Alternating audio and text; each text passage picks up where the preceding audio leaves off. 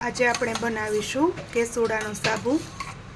આ થોડાક સાબુ બેસના ટુકડા લઈ અને આવી રીતના ડબલ કન્ટેનરમાં ઉકાળ્યા છે અને આવી રીતના મેલ્ટ થઈ જાય, બધા ઓગળી જાય પછી એમાં આપણે ઘરે બનાવેલ ઓરિજિનલ કેસુડાનો પાવડર નાખશું અને આવી રીતના થોડીક વાર હલાવી અને મિક્સ કરશું। આ સાબુ ગરમી માટે ખૂબ જ ઉપયોગી છે।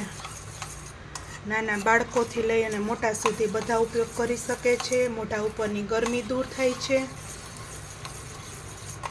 અને આ સાબુથી આપણા ચહેરા ઉપર ગ્લો આવે છે, વ્હાઇટનેસ આવે છે। આવી રીતના ગરમ કરી અને બધું વ્યવસ્થિત મિક્સ થઈ જાય પછી આપણે સોપ બેસના કન્ટેનરમાં એને ઠારી લેશું। આ સાબુ જે કોઈને જોઈએ એ કમેન્ટ કરીને જણાવજો।